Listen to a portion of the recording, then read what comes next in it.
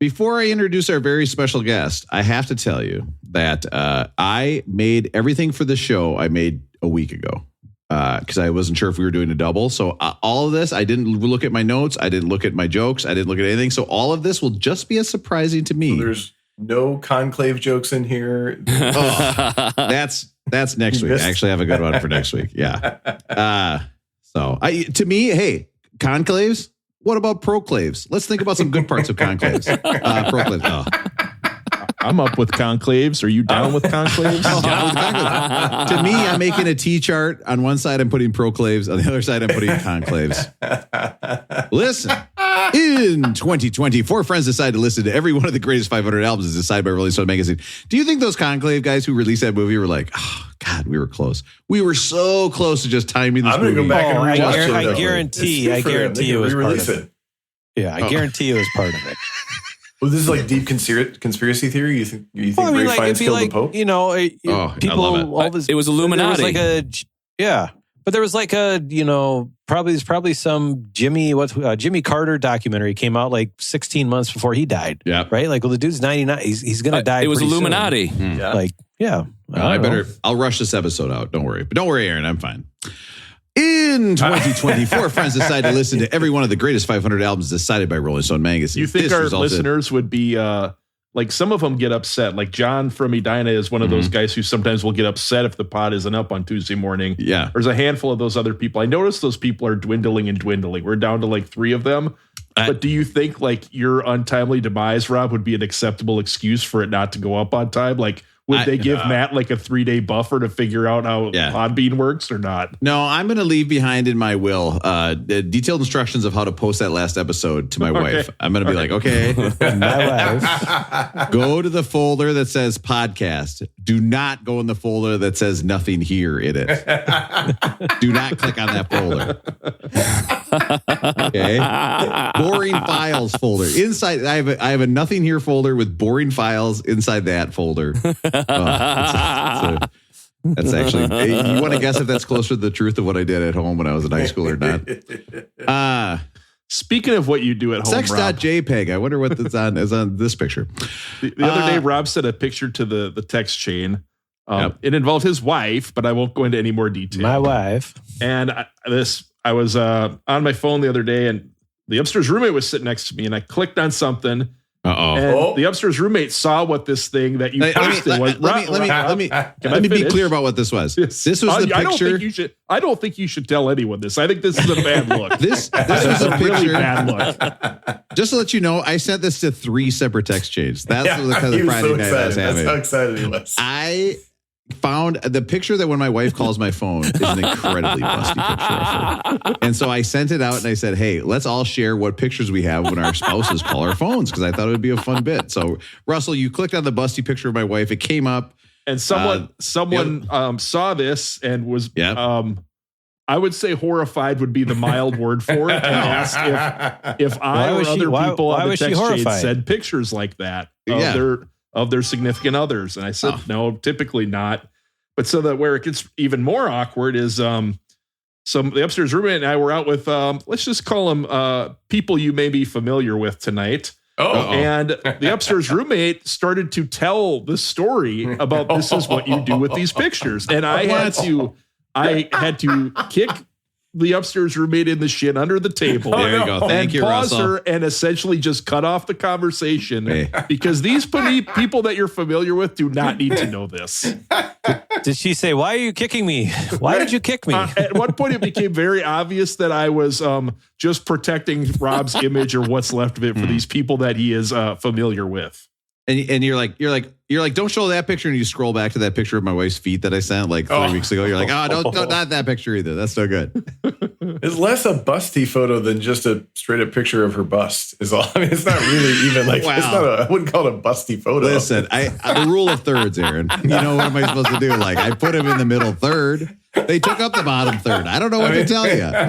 Russell, can we just hypothetical? Like if it were, can we just go to the hypothetical corner? Yeah. You know what? If these people, I don't know who they are. I have no idea who you're talking about. What would they think would be the worst picture of Rob sending a picture of the bust, I'm using air quotes, the third, or the feet. Which one would they think is worse? I got to watch. This is a great question. This is a great question, Matt. Russell, what do you like more, my wife's bust or my wife's feet? I think Rob sending the bust picture, for some, could be considered offensive and inappropriate.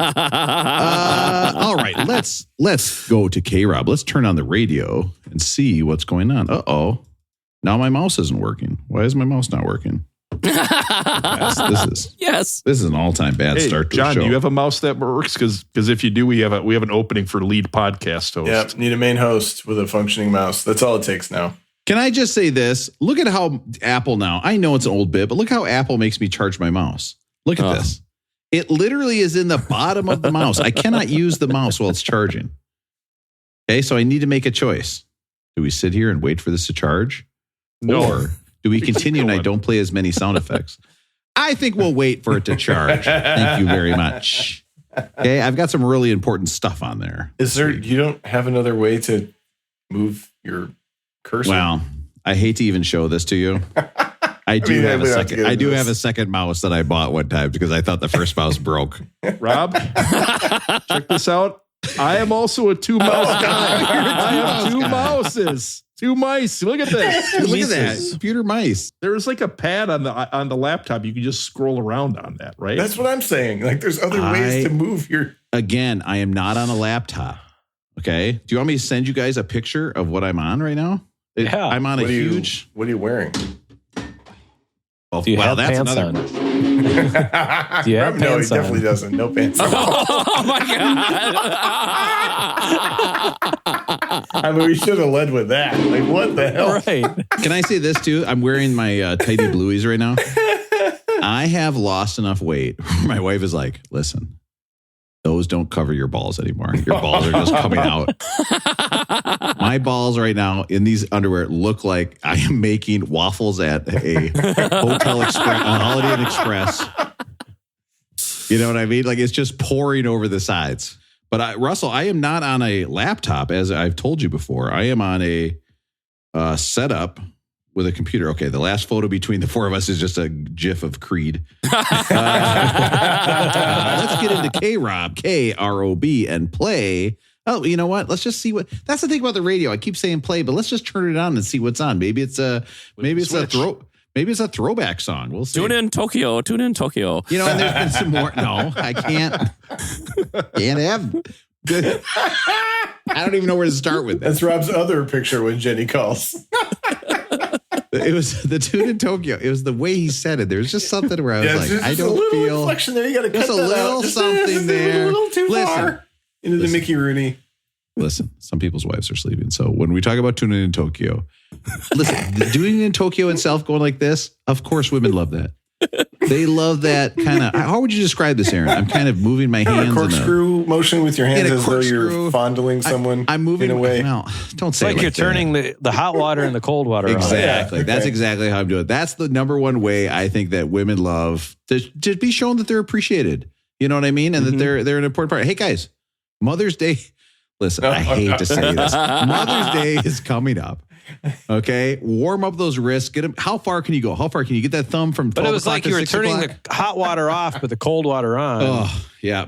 Okay, or the hot water on and the cold water off. You weren't. There was no like. They're going toward each other. Yeah. Those of you in a gay relationship and don't have any Tune in Tokyos to celebrate for Mother's Day, my shower is just the one knob that comes out and you turn it left or right. So you can practice doing that. You know what I mean? It's the one lever with the H and the C.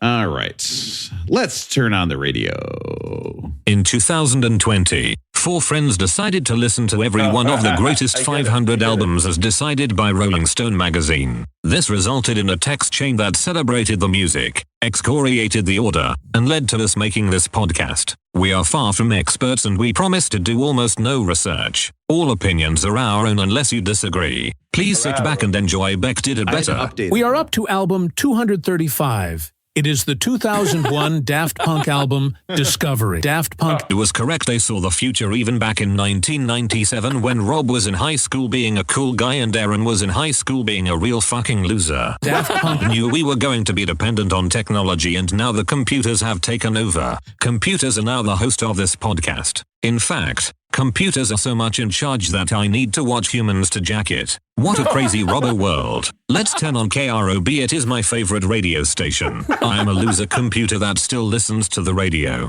Lots of mean stuff there. I forgot about this. If you want to hear about the greatest albums of all time, but you're just too lazy to look it up online. If you want to hear four guys who chat and then they get off track, I've got the perfect podcast for you, Jack. Back did it better. Wow. Welcome to Beck Did It Better. Wow. Okay. We've got a robot episode. I think we're going to be hearing that again, maybe in about 2 episodes. We've got a robot episode coming up. We are all the way up to album 236, and we are talking about Discovery by Daft Punk. I've got 3 guys here who thought this album was named after their time at camp. Drafty Bunk. I thought it was the Discovery part. Oh. I didn't think that was a joke. Yeah. I discovered I make quite a bit of noise when I'm jacking it. I've got Matt in Minneapolis. Matt, how are you doing? Good, Rob. Don't stop the dancing. Don't stop the dancing. I've got Aaron in California. Aaron, how are you doing? I hope we can make this harder, better, faster, longer. Oh, wow. I've got, to be honest, we've gotten through almost all the lyrics of this album. I've gotten John in Edina. John, how are you doing? I'm doing great. Oh. What a cool job. What a cool. You have 2 new messages. That's from Friends. Very good. So John, of course, is a special guest tonight. He's hanging around for next week's episode, I think. So he's forced to do the Daft Punk episode. He's with us for a whole week. He's living in Rob's basement for a week. I'm in Rosie's garage. The problem is I live in the Alamo. He's living in Rob's 3rd bathroom. There's no uses. basement in the Alamo.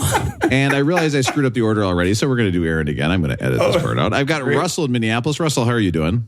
Rob, the time is right to put my arms around you. If you're feeling right, you can wrap your arms around me too. Wow. Hey, Russell? You know what? I saw that lyric though, and I was thinking, Rob and I might be the only 2, the combination on the podcast where we wouldn't be able to wrap our arms around each other. I don't think my fingers would touch around your torso. Yeah, everybody gets it. Everybody gets what you're saying. You don't have to go into further details about what you're doing. Do you think if Matt and Aaron had full straight on hug, they could touch each other's fingers? Well, see, Russell, my arm's a little short, but I think so. The problem is, Russell, is that Matt and Aaron are also the ones that are known to have the huge hogs on the podcast. So I feel like that would get in the way. It would be that is false. I don't know. I could tell you for sure, Rob. I've never been accused of having a huge hog. That's exactly what a guy with a huge hog would say. Oh my God. I also have not been accused of having a huge hog, except by Rob, who's not seen my hog. Well, you compare it to a kitchen knife, Aaron. It's the biggest knife. If you know the size of Matt's hog, can you please call in and leave a voicemail? Let us know. Matt's hog. 218-802-277. I can visualize John's hog from all of his penis puppetry that he's done in his past, back in college. Yeah. The wristwatch specifically. John can wrap his... You know, when I was younger growing up, I always wondered, why are old men comfortable being nude in the shower? Like, to me, I was always like, that's terrifying to me. I would never want to do that. And as soon as I went through college, I was like, being naked in the shower with other guys is it's literally a highlight of my life. Like, if I sit down and do like the 10 highlights of my life, being naked with guys in college in the locker room is one of those. Question for you. So I have this on my list. I got this very extensive list, but is it okay at the gym, if you're an old guy, to take the hairdryer and dry off your balls after you get out of the shower? So many old guys do that. So many old guys do that. It makes no sense. There's this one guy that does it all the fucking time. I just want to be like, stop. How old? Yep. You're blowing your ball hair all over everything. We have talked about this on the podcast before. How wet are your balls really? Have we? Doesn't a towel just work for them? Now, if you are a real pro, You go to the gym where the hand dryer is down low. You turn that bad boy up, pointing up. Next thing you know, you're playing parachute. You're holding that thing over. It's flopping all over the place. And you are dry. I mean, guys, just imagine this right now. First of all, we talk about something that almost never happens. Totally dry balls. You guys know what I'm talking about? My balls are so wet all the time. I don't know why. All right, so I'm going to look that says I probably need to consult my physician about that. I think I'll be okay. Now, listen, I got Aaron out in California now. Hold on, real quick. Yes. Well, just because I have to say it. Yeah. The way to, if you really want to dry your balls, and somebody can maybe back this up, just put on a cowboy hat and nothing else and get on a scooter and just drive down the hills at St. Olaf and your balls will be dry. Wow. That's, right? Does anybody have any experience with that on this dry call? Like the desert, but you're missing one key element. You do need a little bit of a shield or a helmet. You put a Dixie Solo cup over. That was only when you were walking into it was father-daughter day. It was when you were walking into the father-daughter the dorms at that time. You had to cover up a little bit. Got to protect the innocent. Now, John, I happen to know that you recently just brought your daughter to a college. At any point, did it strike you that if you saw a male with his junk in a Dixie cup walking towards you, that you would realize like it would be like a full circle? Like you would obviously, it's your looper coming back to kill you. Would you give him a high five? I would have. Like, yes. I would have stopped him and said, "You're 25 years too late, buddy. Already done that. You unoriginal piece of shit. I've already done that." Yeah. John's like, let me join you. Then quickly finds out that he's arrested. It's totally different when you're 47 years old. Who's 47 on this call? I've got Aaron out in California. Wait, did I get in this time machine? Oh God, I said it so wrong. I didn't go back far enough. I'm not hot. You see me come start massage my shoulders. Here's the deal. I've got Aaron out in California now. Aaron has a friend who got a nose job, and now that friend looks like Michael Jackson. Yeah, this friend went from his pronouns were he, him, and now the pronouns are he. Shimon. Rob, last night I had a dream about you. Let's talk about Daft Punk. Wow. All right, let's get right into our voicemail. The freaks on the phone won't leave me alone. I literally have so many voicemails now, and I've put them all on this page, and I don't know which is which. So let's just click one and see what comes up. Can you pass along to Matt that I really appreciated his recommendation of Flipside?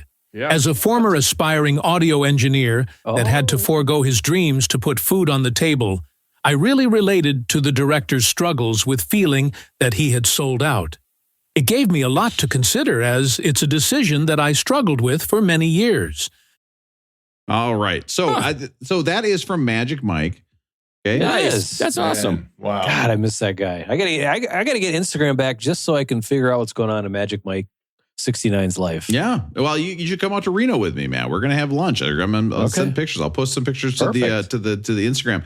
So he had to not be an audio engineer, which, by the way, that would be such a cool job, wouldn't it? Like, would it be a cool job, or do you think it would suck? Like sitting back there listening to bands and you're just moving those faders and I don't know what else you're doing. Get yelled at? I think it'd be cool if you were good at it and took some pride in it and enjoyed it. But if it was like I got to go punch the clock, it's probably not a life if you want like family and stuff like that. Would be my guess. You're probably there late at night a lot. It's like you're not setting a schedule, you know.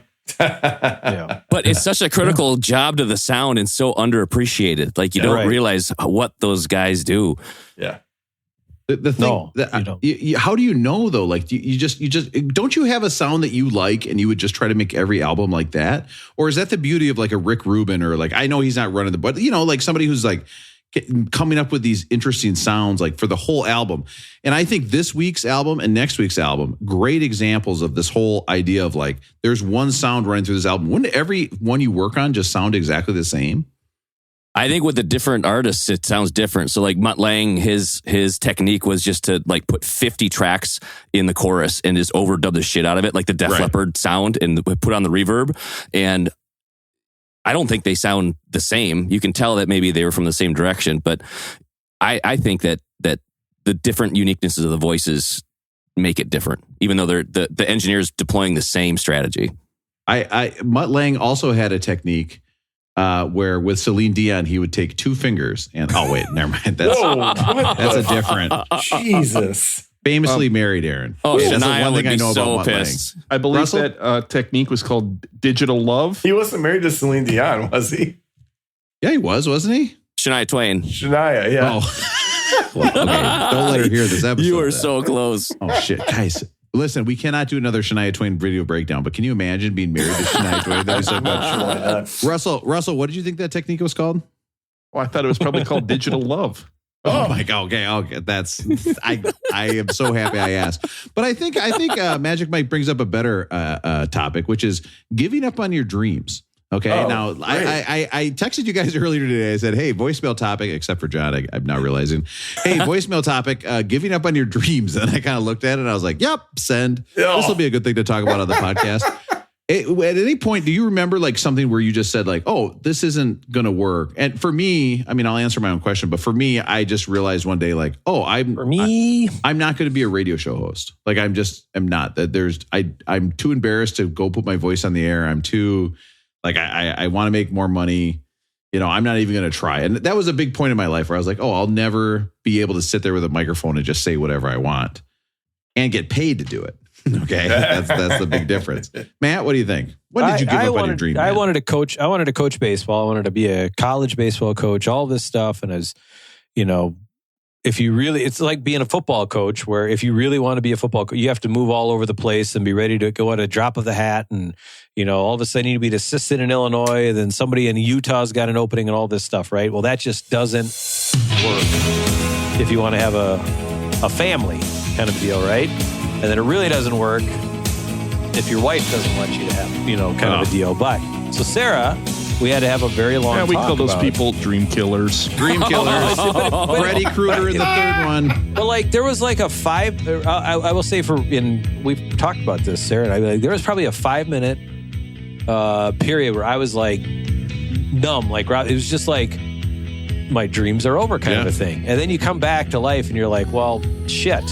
That would be a pretty shitty life to live, kind of a deal. You know, if you got a family and stuff like that. And now I make like way more money than I ever thought I'd make, kind of a deal. And that's not to be bragging. It's to be like, you don't know what's going on. You don't know what's on the other side, right? Like sometimes you don't know, you know, things just hit you in the face.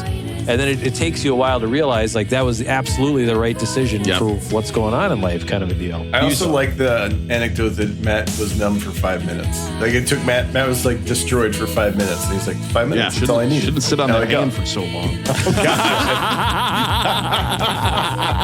I would, if I was a professional college baseball coach, I would be getting lip cancer so fast because the first thing I would be doing is just chewing like crazy. I would be chewing all the time. It's all I would do. Matt, were you chewing when you were a baseball coach? No, I saw a guy chew, and when I was in 7th grade, I saw an 8th grader chew, and he threw up 13 seconds after putting in his dip, and I've never chewed ever in my life. How about Sunnies? Because I'm having trouble with my Sunnies habit. I always eat too many Sunnies. Do you ever break yourself with a Sunnies habit?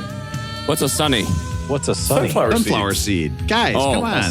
Jesus Christ. Aaron, they don't know ball. Aaron does use, they're called seeds. No. Aaron uses terms Spitters, like this a lot. seeds. Like he calls a sandwich a sando. I've never heard that. Aaron's got a few of these words. You kind of just got to go with the flow. Okay, the answer, Aaron, is yes. I've gotten to the point where it's like I physically can't put another salted sunflower seed in my mouth, or I'm just gonna a hole is gonna burst out the my cheek. So, and I did get good at. Like breaking the seed and not spitting out the shell, but storing it in the other cheek, swirling it, if you will, kind of a deal. Wow. And so, I love sunflower seeds. Me too. I love them. Dill pickle sunflower. The best. Yeah. Matt, so there are people let's say they want to be pro athletes or something. Someone wants to be an NBA player or something. At some point you realize it physically will not happen. But in theory, as a coach, you could have stuck with it and made it where do you think the peak would have been for you? Could you have been a head college coach? Could you have made it to the minor leagues, or where would have been the pinnacle for you? Head college coach somewhere, so there's a couple college coaches that listen to this podcast, so I don't want to be it would have been, but for sure, there's a guy from Edina who's a couple years older than me, who is now the head baseball coach at Kansas, right? He went from St. Thomas wonder if he knows to DMAC. Mario Chalmers.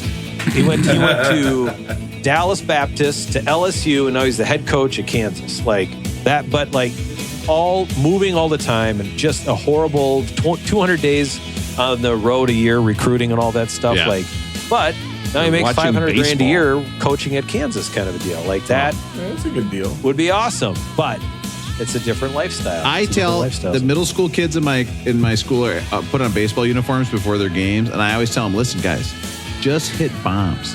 I don't know what your coaches are telling you. Don't listen to them. Hit bombs. And then in my 7th grade class, I also showed a compilation of Korean bat flips. I was like, you guys should be doing this stuff. My giving up on a dream. But go ahead, Matt. I was gonna say, but you figure it out, right? Like all these people that hit the 1 in a million, like entrepreneurial, selling their business, things like that. Like there's 10,000 people on the backside who failed and lost $1 million doing things like that. Like it's kind of like social media. All you see or all you hear about is the good stuff. You never hear about the bad stuff, but everybody goes through it at some point, right? Like your football career's over, your baseball, your violin career's over, your I don't know. You're not going to be a NASCAR driver. I don't. There's 100 different things you could talk about. The school you work at finds out about your podcast. Right. Oh. That's Matt's dream. Matt's dream is that the school rep works at finds out about Rob's podcast. It is. Me too. There is but so then people always say, and I try to tell people this. So maybe you're the people at St. Olaf that are still listening, Rob's cousins, or, the whole thing is, do a job you love and you never work a day in your life kind of a thing. And I always tell everybody, like, if that was the case, I'm sure we talked about the sport, I'd be the bullpen catcher for the Minnesota Twins, right? Yep. That'd be great. That's what I would do. But not realistic. So then if that's not realistic, find the job that fits your personality and your skill set. And I've got a job right now that fits my personality and my skill set, talking to people and crunching numbers. It's like perfect. And I get paid to do it. And so it's super easy for me, all things considered. And do I love doing it? It's not like I love doing what I'm doing, but I like what I get paid to do it. Yeah. If that makes sense, kind of a deal. So like do what your skill set is. That's what you should be going for, not going for doing the job that you love kind of a thing. That's my opinion. What about you guys? When were your dreams crushed? I'm at the opposite end from Matt says, Matt says the number one problem is wives. What do you think, Aaron? Matt, so I'm at the opposite. Can you guys hear me? Yeah, I'm sorry. I was trying to get that joke in. But Rob doesn't stop. He's just going to interrupt. Okay, can I just be clear? There is a delay between Aaron and I. We are so far. You guys don't get it because you're right in the middle of the country. But we are so far apart. So sometimes it sounds like maybe I heard a joke and then my brain, for some reason, is slow processing things right now. And then I thought of saying the joke and then I said it right when Aaron started talking and he kind of stopped and then I kind of stopped. But then I was like, fuck that. And I kept going. But that's not what happened. There was a delay. Yeah, I'm different because Matt knows he could have made his goals and then had to make different choices due to lifestyle. I had a moment where I was like, oh, I can't do this. Like I tried to be a singer. You guys know that. I studied classical voice. And Russell, you're always very complimentary and supportive of my endeavors. So I appreciate that about you. I remember going to get a master's at the University of Minnesota. And the last semester that I was there, we did a show, Street Scene. And I was in the show and I didn't get any of the better roles in the show. So I spent a lot of time watching the show because I had a very small role. And the show fucking sucked. And I was like, if this show is so bad and this production is so bad and I cannot get a good role in this production, I got to hang it up. Like, this is it. I'm not going any further than this if this is where I'm at the University of Minnesota. So it's like a bad restaurant. It's only bad roles. Yeah, I had to hang it up. Matt. But that's just, it's another, and I tell my kids this every single day, self-awareness is a life skill that not a lot of people have, right? And you have to have a little bit of the world is telling you something, right? The world is telling you that, hey, this is not going to work out, kind of a deal. I mean, there's people that push through that. There's people that push through that and they do just fine. And there's also people who can't ever get off the schneid and just figure out they got to pivot and stuff like that. And it's not saying it's right or wrong, but self-awareness is a life skill. I got a wife out of it. So that was good. And then I had to pivot. Yeah, there you go. These people who aren't self-aware make me fucking sick. Get a fucking life. Okay? You should know how everybody views you and have an accurate representation of that in your mind. It makes your life a lot better. Like me. Russell, when were your dreams crushed? And don't say that you wanted to be that Menard's lawyer. Okay? We know that. Talk about Menard's lawyer thing, right? That's a wow. Yeah. That's a callback. That is a wow. That was definitely a dream crushing moment from a professional perspective. I'm going to go a little different route than you guys, though. I just had my dreams crushed about 2 days ago. Okay. Wow. She said no? Yeah. 2 days ago. She said no? She said yes. Our dreams being crushed. Our dreams being crushed. Yeah, sorry. I will say that, we'll just keep this between us. Rob, we'll have to cut all this out. We did go to the Berlin Jazz Club the other day. We went early before it got busy. And there were just single women sitting everywhere at this bar. And I did kind of mention, I was like, hey, I'm living in a cool part of town right now. If this doesn't work out, there's plenty of opportunity. I love it. Why do we got to cut that? Why do we got to cut that? I'm just kidding. You know what I mean? Like, why do dogs have a leash and a collar when you can't yank on it every once in a while? Show them who's boss. You know what I mean?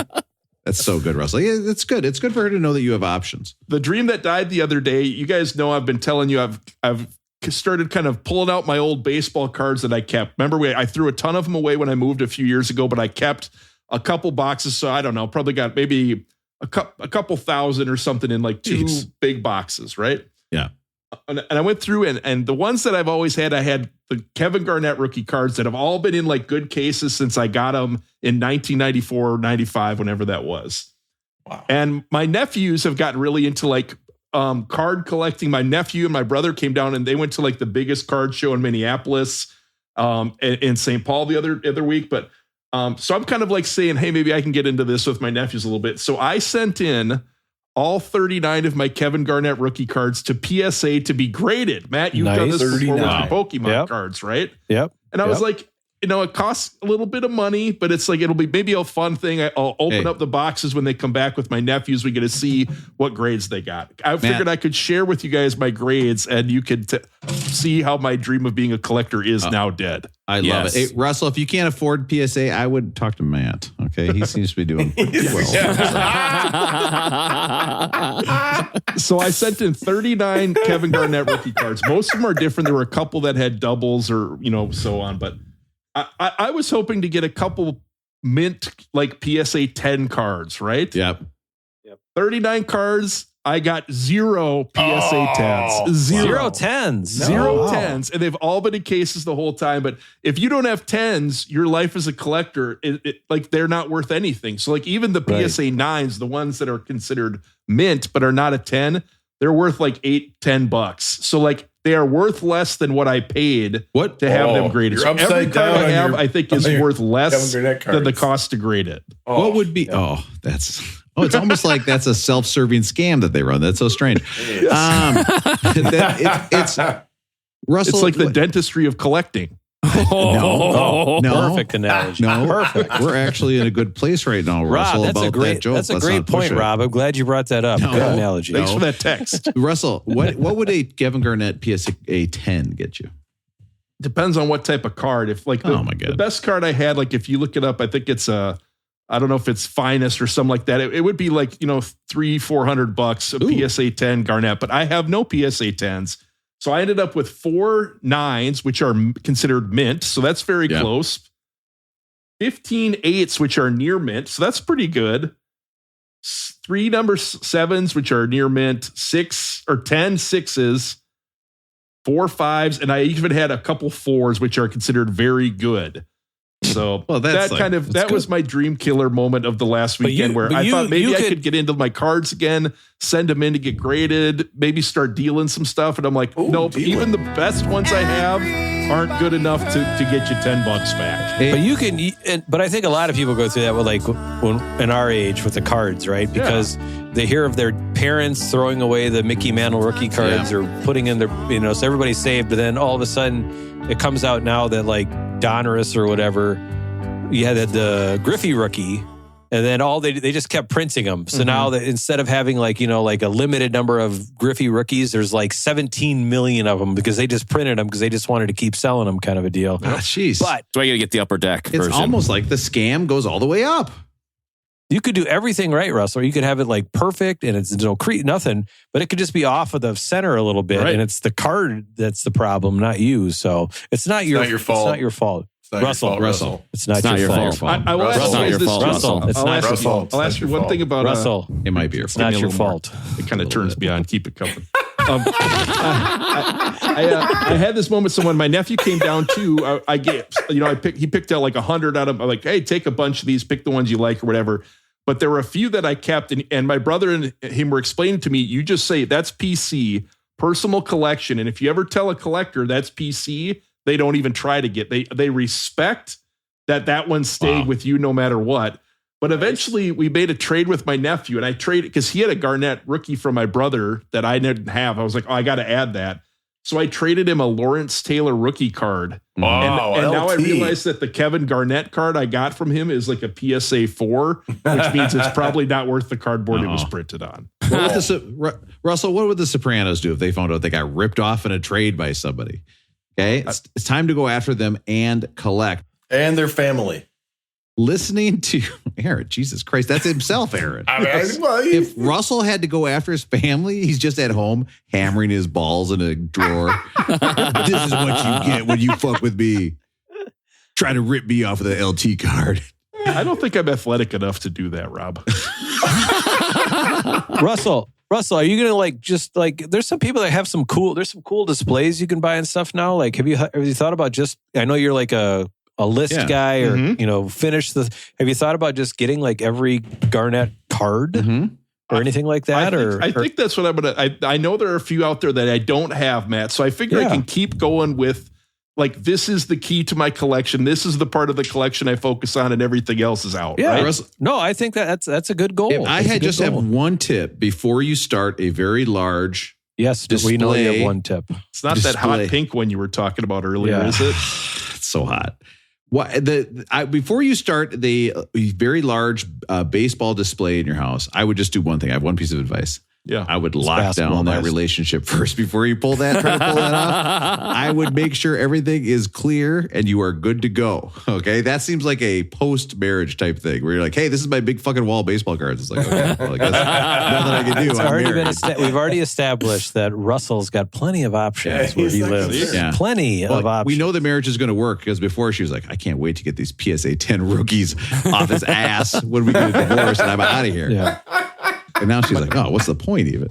My net worth just got cut in half. Can I say this? You got halved. Hearing your guys' dreams get crushed stories. You didn't ask John. Hold on, we got to figure out what John's dream crush. Yeah, my dream forever was to be Moonlight Graham. I wanted to be a washed-up baseball player that had a chance to get it and then retire and become a doctor in Chisholm, Minnesota. And the fact of the matter is I can't stand blood, trauma, or anything else. So that isn't going to be a path I can go down. So my dreams were crushed after I retired from baseball and realized I can't knock hot dogs out of a choking girl's throat. Oh, wow.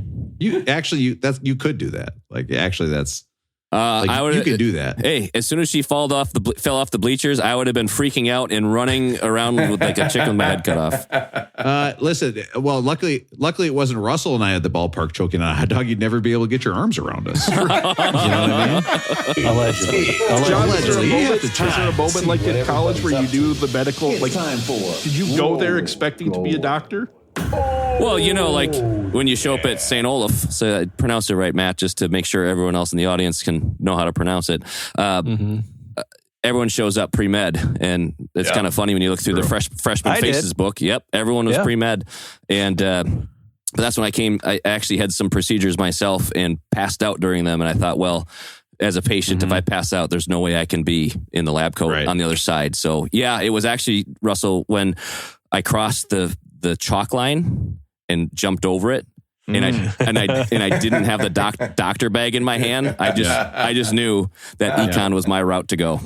Wasn't the right path. I would say this. I think Russell's thing to test if we can get our arms around each other is just an excuse to get a hug. You know what I mean?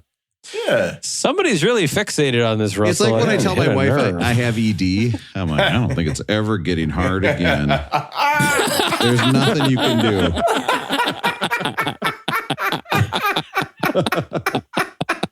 Lost cause. Why is there a hole in the Why is there a hole in the bottom of this genie lamp? I don't know. Rolling going. We'll start with Aaron. Rolling going. How's it going with you tonight? It's going good. Rolling going. How's it going? We shouldn't do too long of a rolling going. We're already we'll go quick. But I bet my arms can barely fit around you. I bet you could barely fit your arms around me. Like, we should try it out. Oh, I would hate it if we had to have. Oh my god, this would be terrible. Maybe if you put your arms up like this, I Yeah. can get up underneath you, but not around like this. How big are your lips compared to my lips? I mean, it'd be crazy if you had like really big lips. My lips are small. I don't know. It's really going good. We had an incident in my house. Oh, no, Aaron. I had an incident. So since we get married, you hit a mailbox again? Yeah. Aaron's dog. Aged 1. Oh no. Calvin's doing great. A bunch of chocolate. Calvin's great. No, he's got no problems. Oh. We, in 2007, maybe even 2006, before we got married, I got an REI account because REI is the greatest place to shop for outdoor gear. You guys know.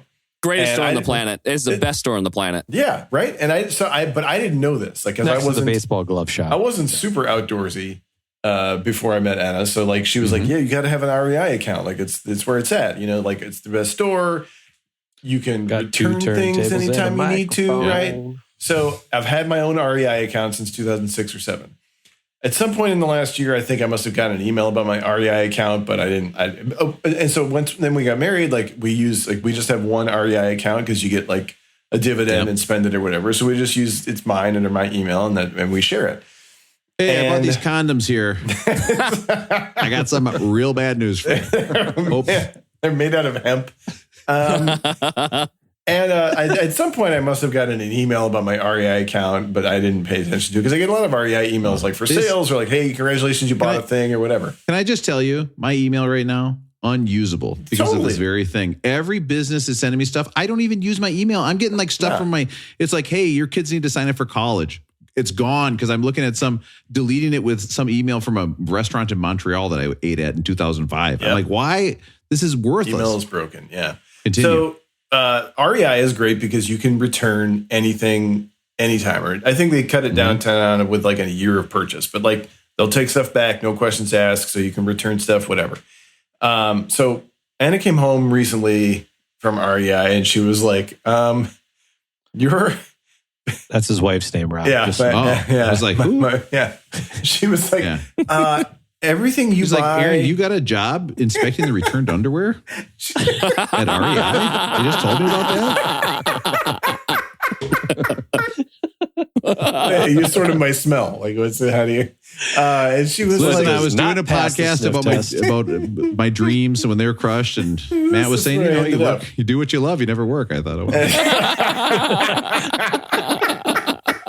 And she's like, I have to tell you something about your REI account. From now on, everything you buy on that account is final sale. There's no more returns on the stuff you buy from your REI account. I asked her permission if I could tell the story. My wife is a prolific buyer and tester of shoes and other items, and we got to a point where we returned so many things at REI. You're those people. We broke the REI return policy. Wow. I've been 86 from returning things at REI ever again. Matt is about to explode. We found the end. No, this is not. No, I am not. This is nothing all untoward. within the rules. Exactly. We found the end of the rules. Tell you, yeah. There's rules like and. Do we? You gotta bleep that out. You gotta bleep that out. Right? Oh, God damn it. There's a thing about there's people that will return kids' pants because if they grow out of them, you're supposed to be able to return the pants. Right. People will rip the pants. Kids, every little boy has holes in the knees, right? Yeah. From kind of a deal. Yeah. People return those all the time. Like, I refuse to do that, but that's all within the rules. I mean, there's these, if they're going to have the rules where they let you do that stuff, we followed the rules. Go ahead. And we got to the end of the rules and they said, you cannot return. We found the limits of REI, which I'm kind of impressed about. That's hilarious. Well, good for you. You found it. I once went into a Home Depot. This was one of the rare times where I've taken a picture of a stranger with my phone. And I was like, I really thought about it. I was like, outside of a bathroom? Rare? That's rare. Yeah. You guys, first of all, you guys aren't strangers. Okay. Second of all, that was a very short time where I was a cook at a barbecue restaurant where I was doing that. Oh. I can't remember what happened. I left my equipment behind. I hope nobody got in trouble. Anyway, the thing is that this guy was returning a dead tree to Home Depot, and he had it in his hand, and the tree was about 10 feet. At Bachman's. Yeah.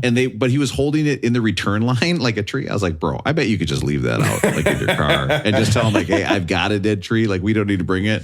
Right. So I knew I was wading into dangerous territory with the retail adventures, but we were following the rules. REI was also following their rules, and now Anna has her own REI account, and that's the one I'll be buying things on from now on. How do you do that? You guys just have a different account that you can return on?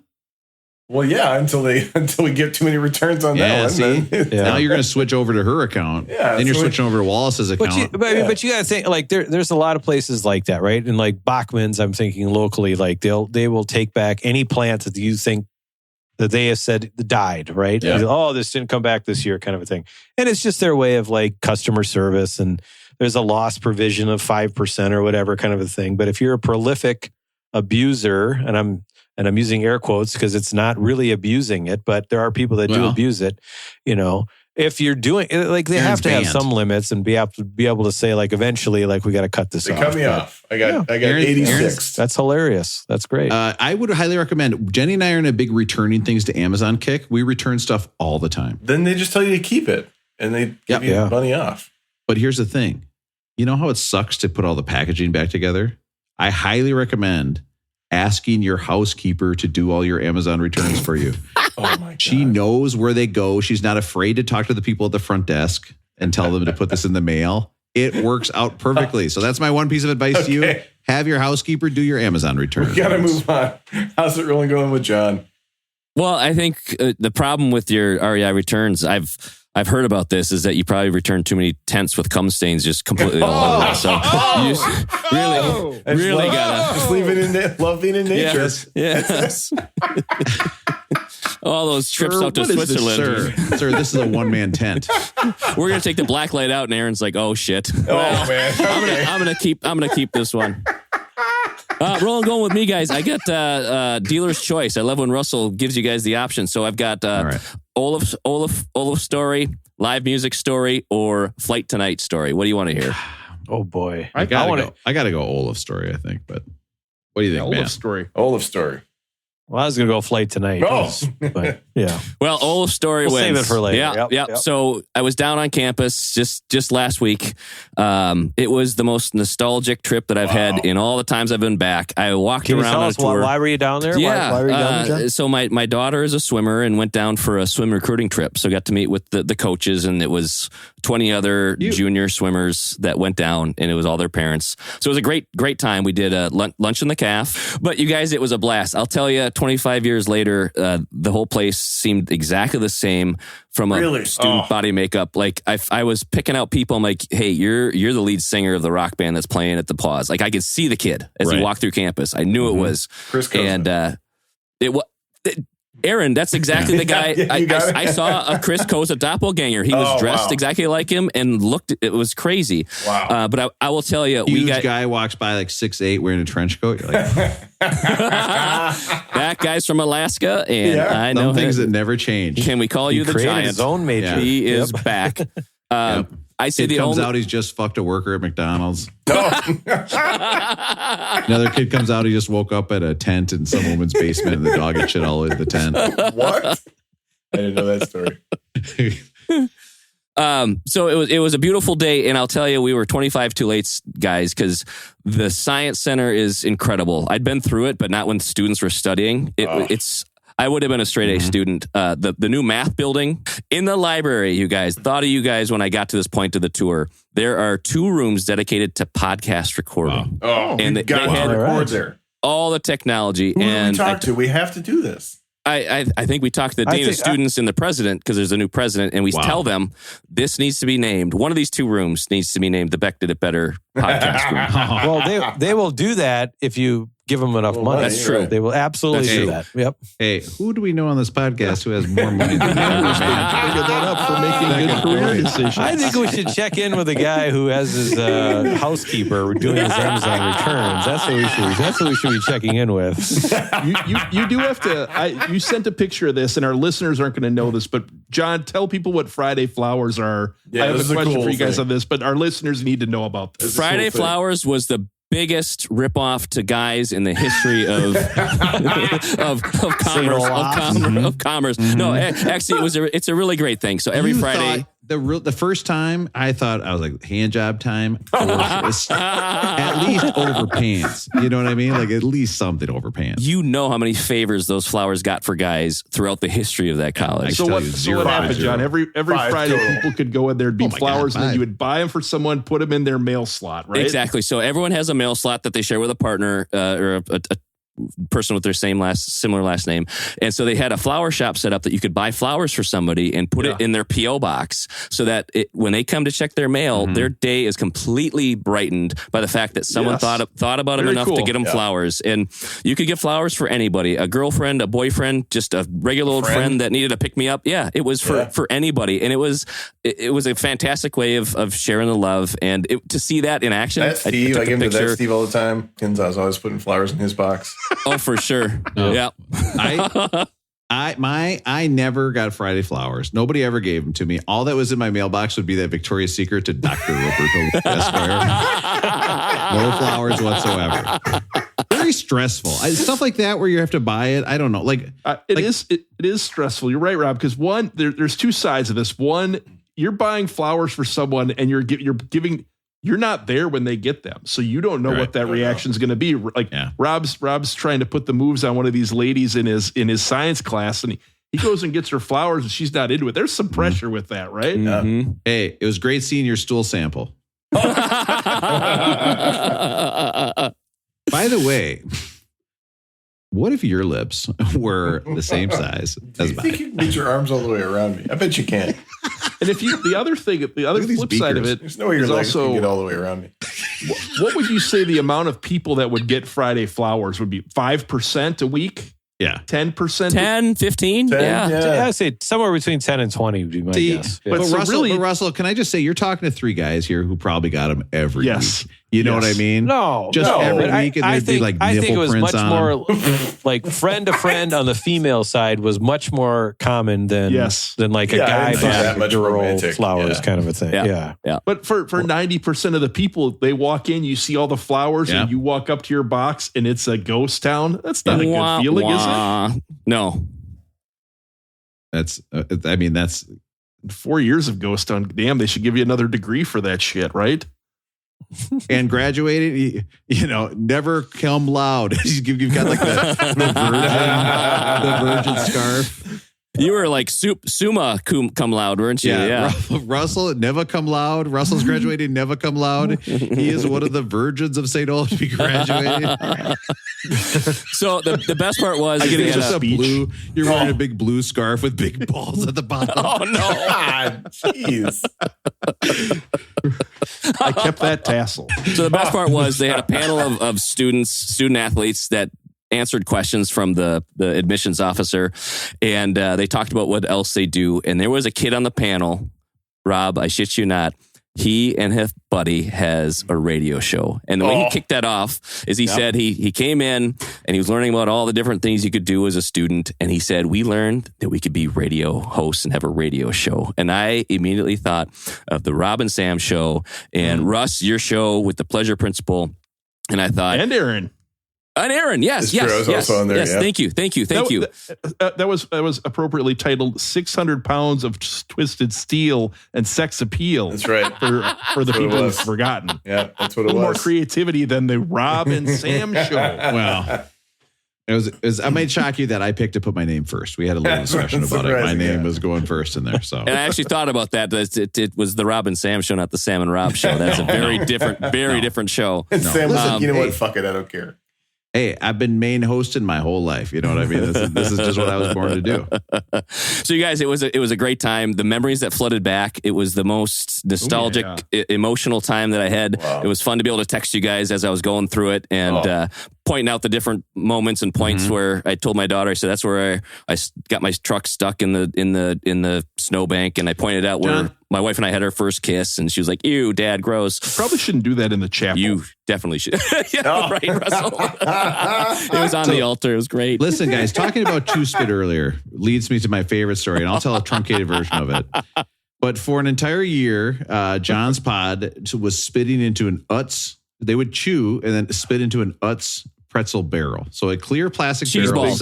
Cheese balls. Definitely cheese balls. Yeah. So they were spitting into this, and so as the year went on, the Chew Spit rose. It was like you're watching a flood happen. It would just go up and up and up until finally at the end of the year, we're absolutely hammered. It's like the last week where just the seniors are there. Senior week. And there is going to be a huge gathering in the woods where the student president has gotten champagne for some of us. He's gotten like 2 bottles for every 5 people or something. And John cooks champagne. John is absolutely livid. He cannot believe how bad the champagne scene is, or he's mad at the president. And he says, you know what we're going to do? We're going to take this barrel of Chew Spit. We're taking it down to the woods and we're going to dump it on him. Now, this feels like a crime. This dorm full of like 12 drunk college seniors. We realize like this is Chew Spit all year. We're going to dump it on somebody. We immediately go, yeah, we think this is the greatest idea we've ever heard in our entire life. We're like, John grabs the barrel of Chew Spit, walks out the door, and I will never forget this. I will never forget that when I'm on my deathbed and my children are holding my hands. Taking your socks off. My last thought will be the image. Oh my God. If they took my socks off before I died, Russell, you could send me straight to hell because I've already been to heaven, baby. Oh, it feels good. I will never forget John taking exactly 2 steps out of the room and just spilling this whole barrel of Chew Spit all over the hallway. And all of a sudden, just coming back at us, you just saw the air get hazy. And you're like, what is that? What is coming? And then all of a sudden, like 3 months of Chew Spit in a barrel, the stench of it hit your face. And you're just like, ugh. It was so rancid. And the code to that story is John goes, guys, I know how to clean this up. And he goes and gets one of the strangest fire extinguishers I've ever seen in my entire life, where what it sprayed out was water.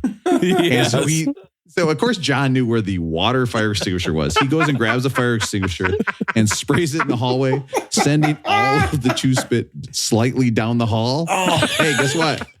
Problem solved. Back in our dorm. Ready to keep doing what we're doing. And then he went and bought the student president of Friday Flowers instead. Yeah, exactly. Now, John, I got to ask you. Yeah.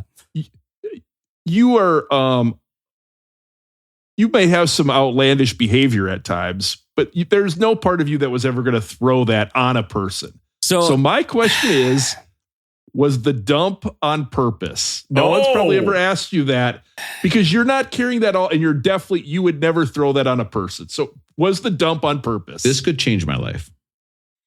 I honestly can't answer that question because of the lack of memory that I have. Okay, yes. But Russell, to speak true to my heart, I could speculate that I did a fake trip to do that, knowing that I've made a mistake and I can't dump this on somebody. I could have done that. But at the same time, based on how outraged I was and the amount of alcohol that had been consumed that night, I very well was looking for a head to dump that on. John, of course. No matter what. Here's the real question. Of course, what you're most famous for, in my mind, is your cafeteria.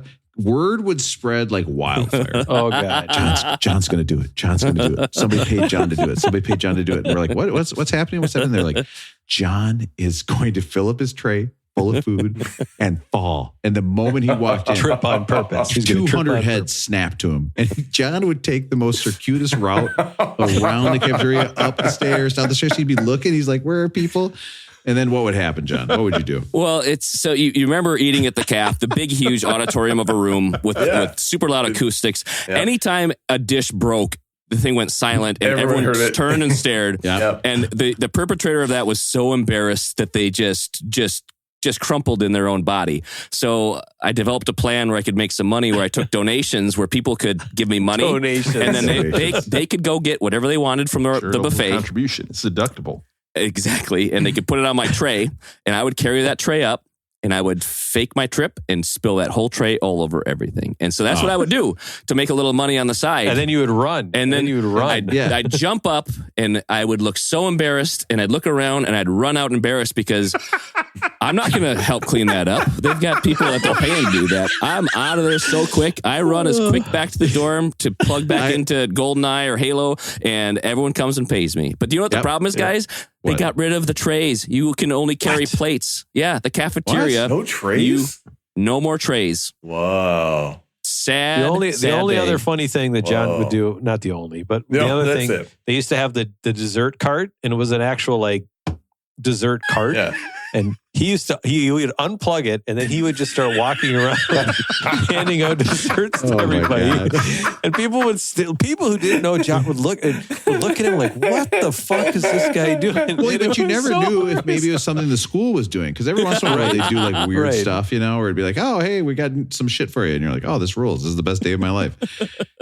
It's like, oh, we got free condoms. And then again, famously, what color were the condoms that I picked out of the free condom thing? Brown. Brown. Do you guys remember this? So there were two cafeterias at St. Olaf. The newer one, which I think was built our sophomore year, maybe? Our sophomore year, yep. Yeah. But I had 2 months. I had 2 months in the old one. The old cafeteria, I think I was there for at least one of them. There was a legit full-on food fight. Do you guys remember this? Yeah, I do. Literally the whole cafeteria is throwing food all over. Do you guys remember John, that? Didn't you also hop on the conveyor one time? Oh my God. Or was that somebody else? Oh my God. Yeah. In the old calf on the short side. Christ. So the conveyor is where the dirty dishes go back to the kitchen. Yeah. So John got on. Guess who was working in the back washing dishes? Kevin the Giant from Alaska. I take issue with your guys' world. So we have kind of two groups of friends here. We had John and Matt, you kind of were in one group. I would say Aaron and I were in a little different group, at least for freshman year, I'd say, right? Sophomore year. Yeah. The groups merged later on, but you're right, freshman year. You guys used to call the large man on campus the giant. Yeah. Yeah. We called him Big Scary. I have always convinced that Big Scary is a way cooler nickname than the Giant. Yeah. Easy. Big Scary. Because this guy, you already painted the picture, right? But he was 6'8", I think. Wore a black trench coat, long hair, beard, kind of huge maybe beard. cross-eyed or something, and walked around campus singing to himself, mostly songs that I think he was making up on the spot, right? Yeah, but what was that? What was that thing you could make your own major? He was a storytelling major. His major was storytelling. I didn't know that about him. Yeah. And of course, he used to hide up in trees, and he would jump down and scare you, but then recite poetry to you or something. Yes. It was just an odd job. Yeah. He had mad groupies that just like a harem of followers. A lot of slurping. Oh my God. Yeah. Hey, rolling going. Russell, how's it going with you? Rolling going, guys. I'll tell you, I went to the Timberwolves game the other night. I'll tell you about that next week. I have a problem. I got to tell you, it's a big problem. What? Russ, would you say you need some advice? No. Shut it off. No, play it. Nope. Rob, is this where you need to turn your computer off for 15 minutes again, like the beginning of this episode? I seamlessly edited that part out earlier. Oh, sorry. I have a big problem. It revealed itself the other morning. I was walking into work. Yeah. I've got squeaky tennis shoes. Oh no. No. And it was, so I'm throwing out. I went into work, and it was a Friday somewhere in tennis shoes. I normally kind of got my Allen Edmonds, Matt, the nice looking tennis shoes, but these are just regular kind of like Brooks type running shoes or regular tennis shoes.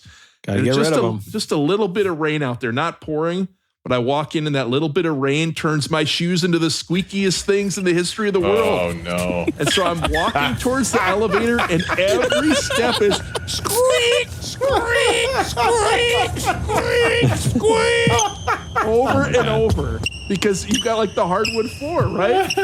And normally if there's no one there, you wouldn't think anything of it. But there were other people getting on the elevator. How embarrassing to have squeaky shoes, Terrible. right? Just the worst. I mean, there's no fix, right? Like, what do? You're trying to like... Well, take them off. I guess take them off. Yeah, that's the only option. Yeah, you're right. What makes the shoes squeaky? Is it just the rubber?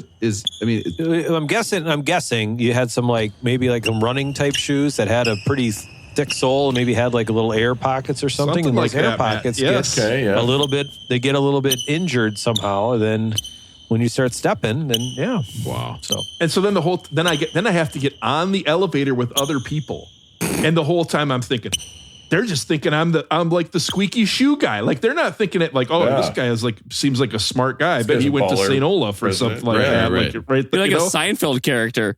Yeah. My shoes are so squeaky, and I'm like, I want to be like, this is not who I am. It was just like a bad day, Like you can't judge me forever because of one day of squeaky shoes. But you can't say to them like, I know my shoes are squeaky, because then they're like, that's even worse. Yeah. I would rather walk in with like my fly down accidentally than walk in with squeaky shoes, right? Yeah, right. Yeah. So what did you do? Do you still own those shoes? They're sitting right over there. I like the shoes, but I just don't think I can ever wear them if there is any sort of moisture out there. No. Okay, because you have not gone out or gone on the interweb and got yourself a new pair of shoes yet. Not yet, no, Matt. Okay, but then the whole time I was thinking like, they have to know it's raining out, right? It's not like they're just squeaky in general. It's because it's raining out, but maybe they're not thinking about that. They're just thinking about what is wrong with this guy. John has to go to the bathroom, so he just pulled a 5-gallon bucket out, and now he's in the back of his garage peeing in a bucket. Into a bucket. This guy really smart. The definition of a Wisconsinite. So many years, I didn't have a bucket in my garage. I really should have done that. Yeah. Matt, how's it going with you? Well, now that John's back, this is very timely because I think I famously the first time John was on, we've just heard all of the John stories. And the first thing he talked about was his stinking CPAP machine. That's what he brought up, was a CPAP machine.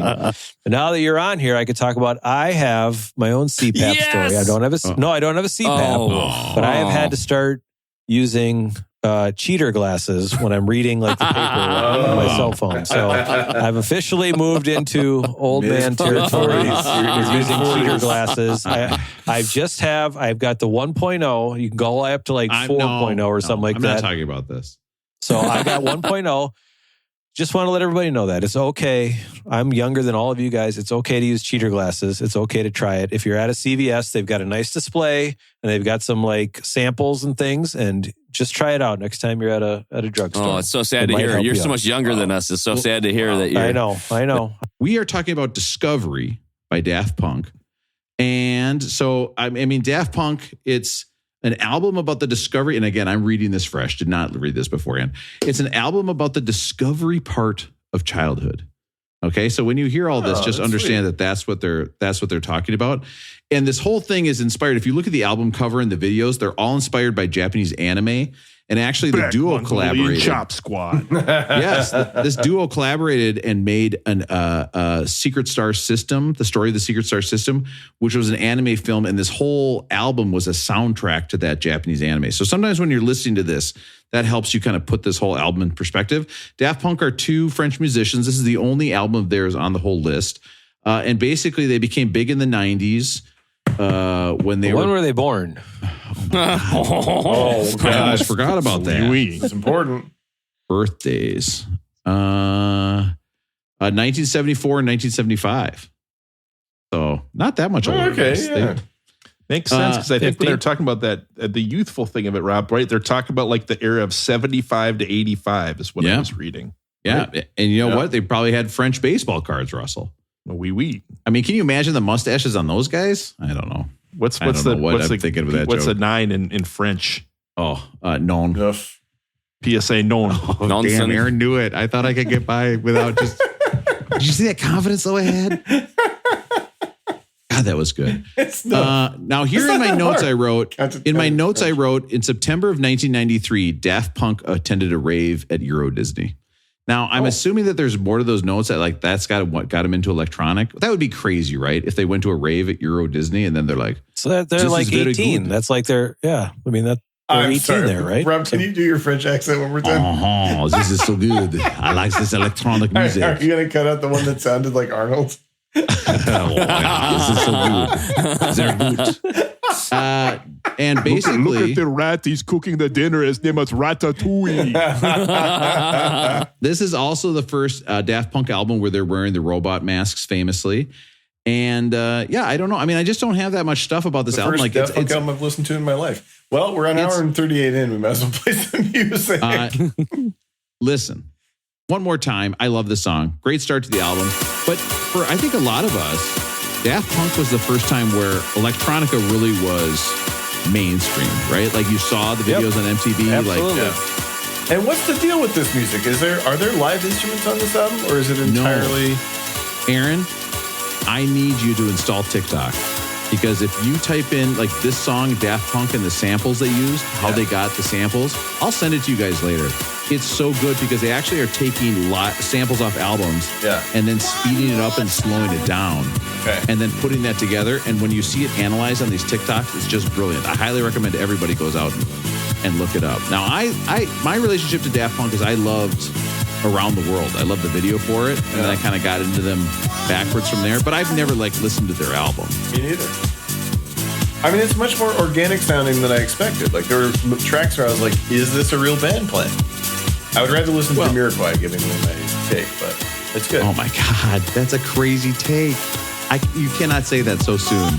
I know, I went too early with it. Jamiroquai is good though. Yeah, right. Aerodynamic. Russell, what do you think about electronic music in general like this? I was a little torn on this. We're talking about St. Olaf earlier.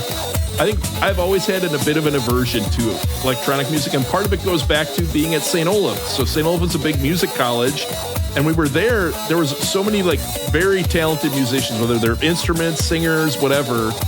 And there was a guy at the end of the hall, Aaron will remember this, who constantly was playing electronic music. Like he had the turntable, the computer, and everything. He was constantly, and it was almost off-putting at the time because it's like he's blaring the music. Like I don't know that there's any talent involved with this. It was unpleasant, and I couldn't stand it at the time. But the more I look back at it now, it's like he was just into his type of music, and I should have probably been more embracing that someone was just doing it a little bit differently. So I'm a little bit torn. I came into this thinking I would not like it, but it's just different, and maybe it's pretty cool. Can you picture that guy sitting in his room, like Russell's in his room being like, man, I got to be more accepting of this guy. And that guy's in his room being like, I'm going to go dump this whole barrel of chew spit on that guy. He's being a real dick. I will tell this story. You guys will get a kick out of this. It was very, very, very early on in freshman year.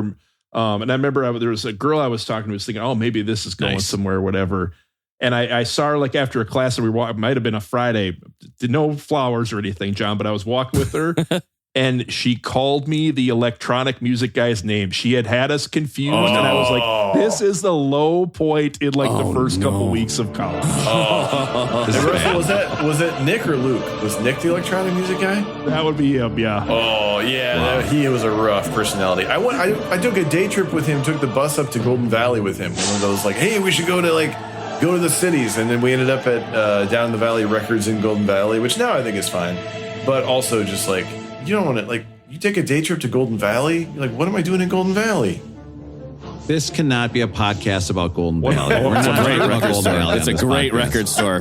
That's a top 5 record store in the city. That's sick in my head that we interrupted a story about some girl. I mean, because picture what that girl is saying to his friends. She's like, guys, I met the cutest guy down on the floor. I want to suck his balls so bad. And it's this Nick. And everybody's like, Nick, the electronic music guy? What a fucking weirdo. Not a good one. It was not a good one to...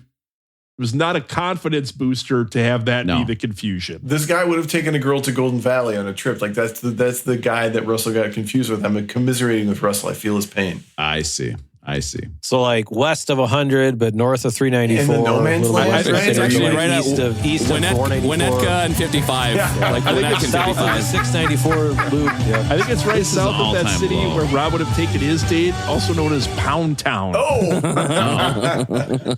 John, there used to be a down in the valley in God's country. Oh my! Up until about 1992, 93. So and then, sad. Yeah, I moved out to Golden Valley. That's No, Russell, I was putting on my brown condom and telling girls, like, have you ever had sex with a king-size Tootsie Roll? oh no! Vomit. And then, hey, did you hear that? And then when you're done, you said, now you've had sex with a medium-sized Tootsie Roll. Digital Love. This features a song by George Duke called I Love You More from 1979. I thought the beginning of this album was good. I love these songs. Oh, I agree. Yeah. I thought the first 4 to 5 songs were absolute slayers. Actually, if I had 100 perfect song list, this might go on my list like Matt's list. I thought this song was amazingly fantastic. Agreed. It's like it sounds so bright and so happy, and like I had it on at home, and it just was like everybody could listen to it, everybody could just vibe to it. Like there's no hard listening on a lot of these songs, like we've had with so many other. Oh God, kind of cut off fast there. We have so many other electronic albums. Now here, of course, probably the most famous song off this album. I think this is how most people get into Daft Punk in the U.S. is through Harder, Better, Faster, Stronger, of course, covered by Kanye. This song's been going to come back too because it was in the Dogman movies, and all the kids are asking for this. Wow. Yep. Oh, good call. Yeah. This. What the fuck did I write here? Isn't the problem with this though is like Kanye uses this and Kanye's use of it is better than this, right? Yeah. Yes. Yeah. Yes. And so when I hear this, it almost sounds abrupt and not as smooth as when Kanye samples it on his song. So I almost the song Kanye did it better. Oh wow, Russell, I'm going to advise we cut that out of the podcast. We don't want a clip of you saying Kanye did it better or out too much. Crescendos, I just wrote so fun next to this one. I mean, it felt like a song that never stopped building. You know what I mean? You're always like, oh, it's just about to hit the bridge, just about to hit it. But it's always crescendoing, Aaron. That's why it's called Crescendos. I get it. Always crescendo. Oh. Never decrescendo. No, always crescendo. That's like my wife and I's love life. It's mostly vibrato. Fortissimo. Night Vision, vibrato. Did you guys hear that? Is there a delay? This is where the album just drives off the edge of a cliff for me. A delay? I mean, this is just the instrumental track from that 80s tune, right? I have no idea. Listen, I almost have no notes for the rest of this album. Like Cocktail Twins or somebody? The thing is, Russell, you're right. And this album's long. It's 14 songs, and it's 14 long songs. And the 1 good hour, songs are 1 minute. good. But I got to admit, if you had just had this on and you're kind of setting the vibe, we're putting out some nude yoga statues or whatever Russ has in the living room. I can't quite remember. This is kind of the song you'd be listening to. Next up, you guys want to hear a song that samples Barry Manilow's Who's Been Sleeping in My Bed? Yep. Bring it. That's Barry Manilow's voice? Yeah. This is fun. Wow. You don't think this is fun? Stresses you out, doesn't it, Russell? Thinking about something in the air. Oh my God, it's a juice spit smell. It's coming right back in the room. We can barely play Halo. So when they're just repeating the same thing over and over, this is where I go back to college and I'm like, is there a lot of talent behind this or not? Yeah. Some of these I think there are, but some of them where it's just repeating the same thing for 2 minutes, I guess I just can't wrap my head around it. I got a question. I got a question on that. So you said that was Barry Manilow? Yes. Was that Judge Harry Stone's favorite artist from the TV show Night Court? No, that you were thinking of Mel Torme. Mel Torme. Yeah. I was going to say Mel Blanc, but that's the guy who did Bugs Bunny. I mean, you're right, Russell. I don't know this type of music well enough to say. I mean, I don't listen to a lot of dance music. Instrumental. Yeah. Unless you've, and I have not been in a lot of these situations, but unless you've been sweaty in a dance club, like just high on life and pretty drunk, like it's hard to get into this stuff. But like it's hard. You don't listen to this stuff when you're just around the house, like, hanging out. You might do it when like you're cleaning or something like that. But if you go to a club, if you're into clubbing, if you're into like the nightlife thing and just do it, it is house music. This is kind of like what leads to how, like, it's so fun. It's so fun. Guys, like, I love this music. Can you imagine when in the right scenario kind of a thing? Can you imagine spending late nights with your friends listening to electronic music? I mean, that's something I would never do with my life. Next up, something about us. Matt, I know a lot of guys here in New York who were like hardcore clubbers when they were growing up. And they'll tell me just stories where I'm like, how are you alive? Because they'll be like, I went to the club till 6. I'd have a change of clothes. I'd change and go to work. I'm like, what? This is on like a Wednesday? Like, because I think it used to be the thing where clubs were, the cheap dancing instead of like this bottle service thing. Yeah. They've kind of turned into now. So this voice, this is one of the Daft Punkers singing, right? Or is this a computer-generated voice? No, it's one of they have somebody singing on it. I can't remember who it is, but it's some French artist. And I know what you're thinking, Aaron. Is it Matisse? Oh, it sounds like the guy from Phoenix. Is it him? Monet or Manet? I mean, there's so many French artists I can think of right now. Aaron, I think you're thinking of the Jason Schwartzman band. The Jason Schwartzman band. Well, that's funny. I'm thinking of Phoenix because they are in Very Merry Christmas starring Jason Schwartzman. So that you're right, Russell. I'm thinking I got Jason Schwartzman on the brain more often than you would think. Guys, this sounds like a bunch of guys that would have gone clubbing when they were younger. Hey, out of this 5 that we have on this podcast, who do you think's got the moves? Because when I heard this album, there's one person on this podcast I thought of, and I saw his moves, and I want to hear what you guys think about is who Russell, do you see? for sure. I'm with you, John. Russell, absolutely. It's hard for me to not think about John putting on a panda head in Vegas and running around and then doing the John classic bit of, oh, this is funny. Well, guess what? It's going to be 10 times funnier 10 minutes from now when I'm still doing it. And he's out there still in the head. And finally, a bartender comes out, grabs the head from him, takes it back to the bar. John right behind him saying, please let me have the head. I'm so sorry. I know I took it back. Voyager, this one I wrote just fucking gorgeous next to it. Well, you're right, Russell. Like, it doesn't have the beginning is kind of hits. It's like the songs I know a little bit at least. But man, there's the rest of it's kind of mood music. It's at soundscapes, exactly. But it's not meant to be album music, if that makes sense. Yeah. It's meant to be live music. It's meant to be in the played club live by the group, kind of a thing. So it's on an album so that it can sell and all that. And there's a. Go ahead. It's when you're listening to genres of music like this, and Matt, you're going to be so glad I interrupted you when you hear how this ends. I think when you're thinking about genres of music like this, that where you're like, it's so much better. This kind of live music. The album I always put on is The Dolphins Lament. That's my favorite. But we know that's not even the name music. Of it. What's the real? I don't know that album. Rob. What album is that? Can we pull that one up? Hear a song out of that? Okay, Dolphins Lament, of course, is a song off their album that I can't actually remember. See, Russell, I do think this is kind of fun. Would I ever tell my Alexa to play this song? No. But this sounds like Men at Work. I love it. Wow. This next one called Short Circuit. I mean, Aaron, does this remind you of Herbie Hancock or what? Yeah, we're going to get to Herbie Hancock soon. We're going to hear Headhunters soon. Oh, that'll be fun. Yeah, this is like jazz fusion funk stuff. It's nice. This song, John Hancock. The song I looked it up, and the song Short Circuit is about when an experimental range of military robots is hit by lightning, it's given consciousness.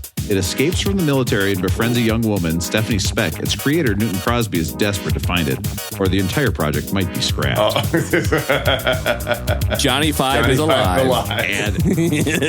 And just like me when I was watching Star Trek, Russ, he needs more data. You know what I mean? Rob, hot take. I've never seen Star Trek. I know. We've had this conversation. So you don't get my data joke. You don't get my Vulcans oral sex joke. You don't get any of this stuff. Actually, Vulcans, it would be digital love because it's the digital love. Yeah, because it's with the Vulcans. Again, I'm doing Star Trek bits with Russell. I don't know why I'm doing this. Face to face. Okay, this is using more of a distinctive cut up production style. This has over 20 uncredited samples. And here's the crazy thing about this. How does this exist still on streaming? How have they gotten away with it? Maybe it's just samples of not playing enough. people who don't care. Or, Aaron, it is possible, and I don't want to get anybody fired up, but maybe there's just such a big conglomerate that they're just licensing stuff to itself and then writing it off on their taxes. But that'd be crazy. That'd be crazy if they're doing something like that. However, this did get to the number 1 spot on the Billboard. Now listen to this, Russell. The Billboard Hot Dance Club playlist. And that made me think of, I'd never heard that before. So you know what? I've got a little list of songs that were number 1 on the Hot Dance Club Play Billboard list. This is a chart. I know you guys are excited and not thinking about how long this episode is. This chart came out weekly between 1976 and 2020, Aaron. Yeah, I'm listening. It was based on club disc jockeys, how many times they played certain songs. So the more, it's crazy we're talking about clubs, because the more often the song was played in clubs, the higher it went on this chart. These are the songs that had the most weeks at number 1 on the Hot Dance Club playlist. Okay, now first, honorable mention. I mean, dance clubs are hot. You start dancing, you get sweaty. Hot dance clubs. Big time. Oh yeah. They should have more cold dance clubs. Yeah. God, it's fucking freezing here. Russell. Yeah. All right, listen, they're playing Foreigner in there. I would be a way better dancer if they were cold dance clubs where I didn't have to worry about like sweating through a shirt. You go into a cold dance club, Vanilla Ice is playing. I'm rocking it. Yeah, I mean, it's perfect. Aaron, what other song would they play at a cold dance club? Snow. Ice-T. Informer. Oh, Ice-T. My God. Ice-T. You guys are so Snow good. Informer. You guys are so good. Okay. And I'm not trying to think of one right now instead of moving the show on. Freedom of speech. Honorable mention. What about Coolio?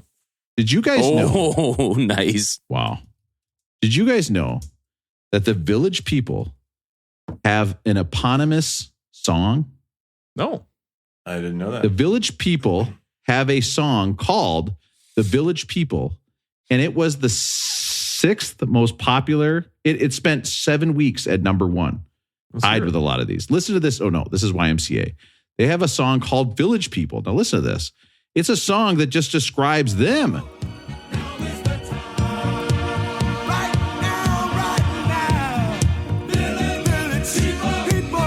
I like how they took the song and they're like, you know what we're going to do? Let's slow it down. Let's slow it way down. This was on the dance club, Russell. Hey, Aaron. Can you imagine going to a club and trying to dance to this? Dancing to? Nightmare. I do love this album. I do love the album cover, though.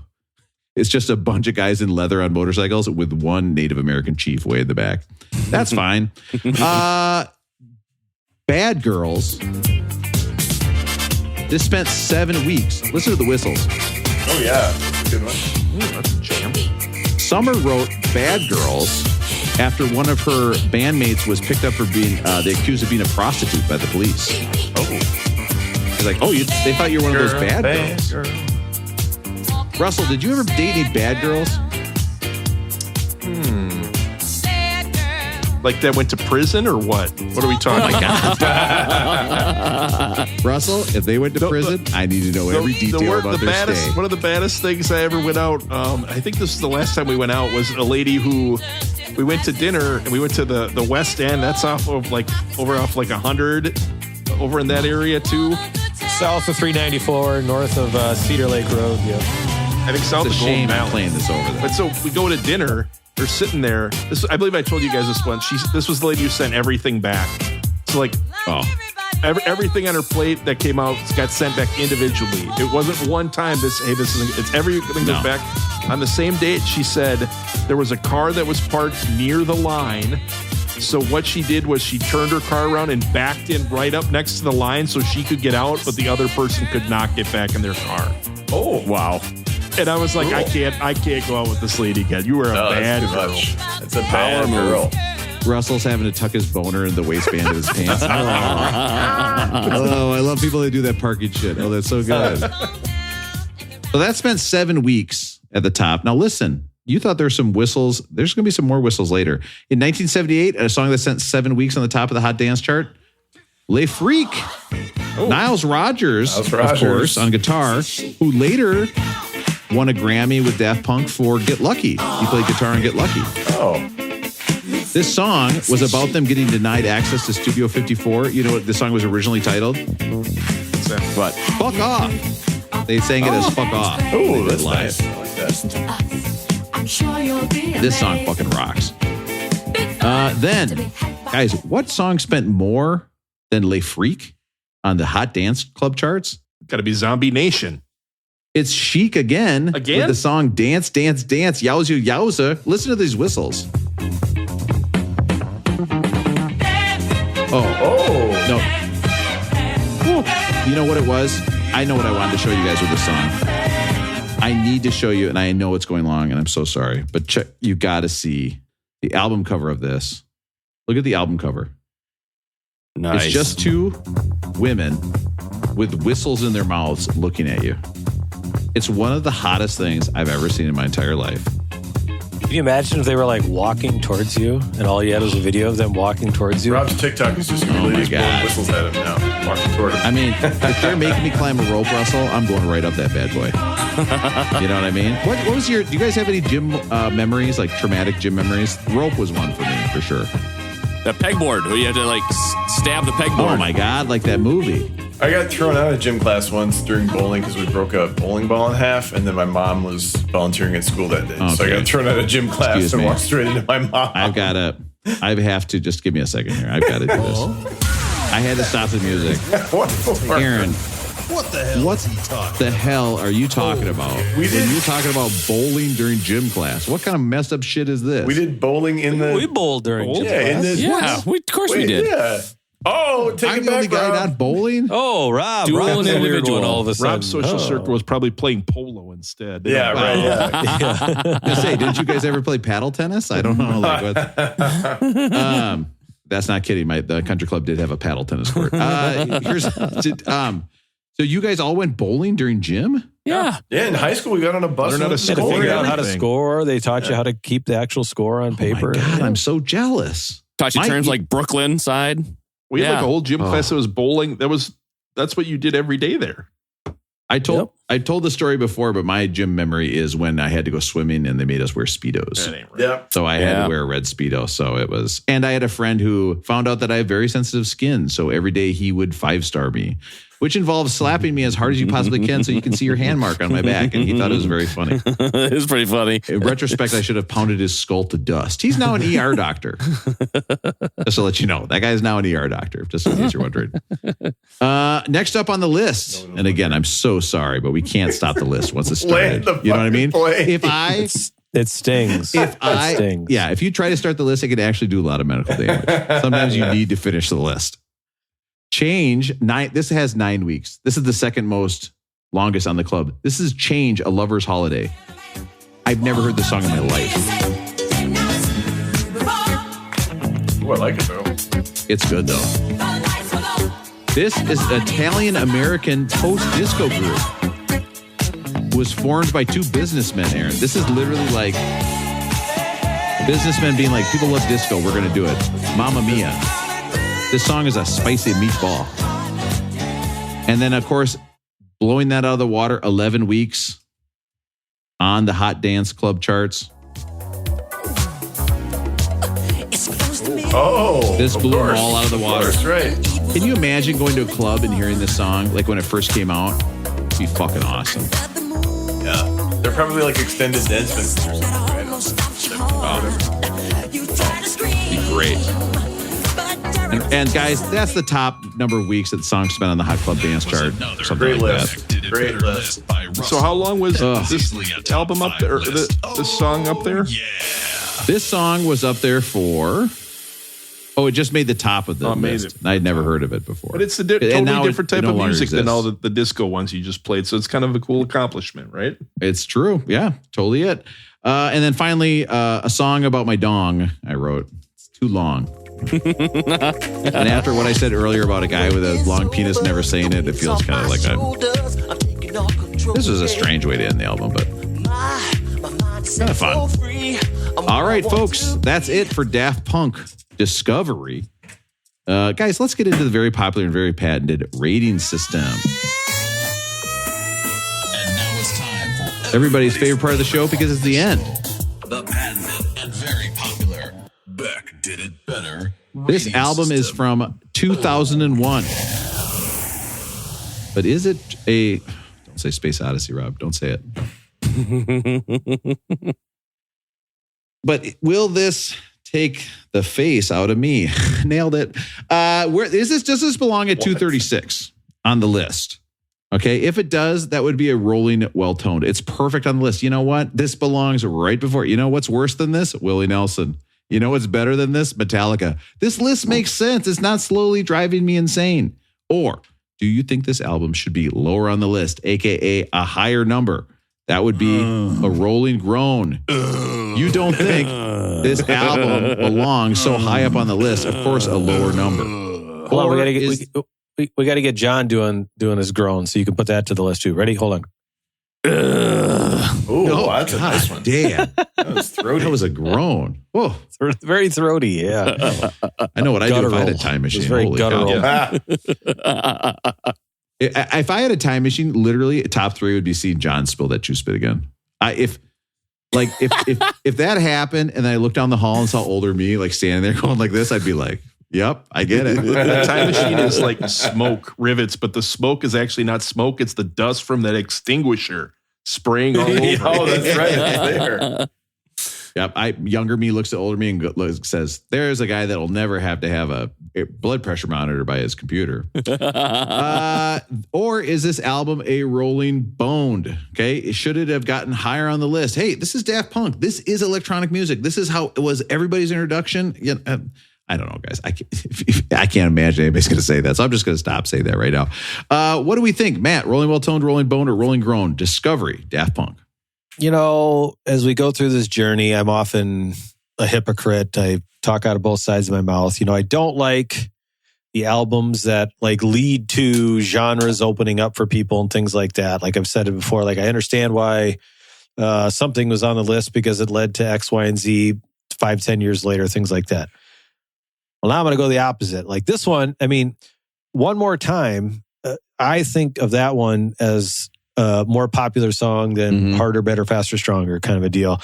Because all I think about is going to some sort of dance club where they've got house music, and that one is being played every single time I'm there in the early 2000s, if you will. And so I think of this as leading to the, you know, the Aviciis of the world and other house DJs like that have just grown this unbelievably large, huge following to all these different festivals and everything now. So I think this is rolling well-toned at 236. Would I like to listen to Weezer over these guys? Absolutely. But from an album standpoint, I do think it's very influential, and I think it belongs somewhere on the list, but I don't know. Does it really belong to 236? Probably not, but I'll just say it's rolling well-toned because I do love Daft Punk. Oh, so good. Aaron, rolling well-toned, rolling boned, or rolling groan? What do you think? Yeah, Matt makes a lot of good points about what's the proper place for this music and the context for it. For me, I think there are two things. One, I'm not joking. If I'm going to listen to dance music, I always go to Jamiroquai first. And two, in terms of albums made up of samples, the only other one that I can think of that's similar construction on the list is Jay Dilla's Donuts, and that's not till like the 400s. To me, I would rather listen to Donuts. So I'm going to give this a rolling groan, but I did enjoy it, and I'll probably come back to it. I just got to have on for Russell's. We'll put a little Napoleon. Oh, so good. John, rolling well-toned, rolling bone, or rolling groan? What do you think? This is a very clear rolling groan. You have electronic music on the list, and it comes before Darude Sandstorm or anything by Moby. These guys aren't it. So, wow. Moby's a pussy. Yeah. Shit on Daft Punk. Wow. This doesn't belong here. It's 501 in my mind. It doesn't belong on Rolling Stone's list at all. Jamiroquai, Napoleon Dynamite made this more popular than any of the dance music. So I asked a question earlier about who you guys thought about listening to this music. In my mind, it was Matt, because he is the dance machine. He's got the moves. Yes. He's the guy that when he starts dancing, everyone clears and gets out of the way and watches his magic. So in my mind, I hear this music and I respect his opinion about this. When he says rolling well-toned, I got to respect that because he's well more experienced in this because he's got the moves. Love it. Russell, what do you think? Rolling well-toned, rolling bone, or rolling groan? Very torn on this. Like I've said before, I have a hard time with electronic music because I don't know what level of talent and what level of skill goes into it. Because I know this is a horrible thing to say. There is part of me that thinks one of us could fuck around on a computer for a few days and come up with something that is a reasonable facsimile, like a very close repetition of that, where I know I could never sing like Aretha or play the guitar like Jeff Beck or any. So I'm having a hard time with that. But on the other hand, it is a big part of music, and like electronic music is a huge deal. If aliens came to Earth and said, "Hey, give us your 500 albums," you probably have to have some sort of electronic album on the list, right? The whole list, we can't have none of it on the list. And so John had mentioned Moby, I believe. So if someone's going to be on there, Chemical Brothers, Moby, Fatboy Slim, Prodigy, maybe, like who's going to be on there? I think if someone's going to be on there, it's got to be Daft Punk. But I was looking at Rolling Stone put out a list of the best EDM albums ever. Daft Punk was number 1, but not this album. They had Homework number 1, the same magazine that put Homework, which I believe has Around the World on it, Rob. So good. But the other one that we were missing that we didn't get to talk about, number 8 on that EDM list, is a band called Basement Jaxx. What are they referring to with Basement Jaxx, Rob? It's what you're doing right now. Is it Basement? Do you think Basement Jaxx ever got on MTV? Because that would be wild, wouldn't it? I mean, hey, in my country, Basement Jaxx, MTV Basement. Okay, wait. Rob, look up Basement Jaxx album cover, Remedy. Just look it up. Okay, I'll do it right now. Basement Jaxx Remedy cover. Let me look right now. Oh yeah. This one right here. What's happening here? Wow. Yep. That's a good one. Yep. So okay. And now Russell holds it up. Russell, you know what this album is? It's pretty perverted. Unfortunately. I was going to say. Let me just say one. Let me just say one thing. Go ahead. Before Russell, I used to think about what you said about like we could just do. I used to think that about like jazz music. Like how the hell is any of these guys, like, they're just blowing into their horns and doing whatever, right? Like, I think it's absolutely a valid point, because I think everybody at some point thinks, oh, we'll just go make some stuff and go from there. And somehow the cream of the crop rises to the top. You got to be the best at it. Never eat no pig as a pig is a cop. The cream of the crop rises to the top. And so I think it's an absolute valid point. But when you put everything together, like there are just people who are just way better at it and come up with, and they have a new, there's an Avicii, he just died, a couple years ago. Last year, there was a Netflix documentary about Avicii. I think you should go watch it, Russell. I know you like documentaries, things, but just to hear about how he came up, and he's like this 18-year-old who's just kicking the shit out of all these other guys, in popularity and stuff like that, and how he got there, just to try to understand a little bit, if you're bored and want to good. But there is nothing better for people who like to dance than just going to a deep, dark basement and having all those lights and having just these big speakers blowing house music, right into your soul kind of a thing. And that's where this comes out. And until you have that experience, it's really, and same thing with like, until you have some like jazz, or you go to like a Guns N' Roses concert or Metallica concert, until you have that experience, it's really hard to like really get it. And so, but I used to think the exact same thing. So I think it's an absolutely valid point, but it's completely wrong. I will also say sense, though, I think this is really well toned. It's not my favorite, but there has to be. You can't do a list of 500 albums and have nothing from an electronic music standpoint. And if I look at the list, if it's not Daft Punk, I don't know who it could be. So I think it's probably a little high, but it's got to be on the list somewhere. And I'm happy it's on the list. And I actually think I will come back and listen to this again. So I'm going to say it's rolling well toned, even though it's not my favorite style of music. Well, you got to get some like David Guetta and you got to get some of the newer stuff that's kind of around. I got you. A little bit after this, because this stuff's getting a little dated from just because of technology. There's also part of me too, and Aaron talked about the sampling. Like this is all sampling. There's like where's the original part of this? It's just mixing all this other stuff together. Well, the original. I mean, I think again, and I don't want to keep delaying this, and I don't know why my camera kicked out. Sorry, guys. I know why. Yeah. Tubing it.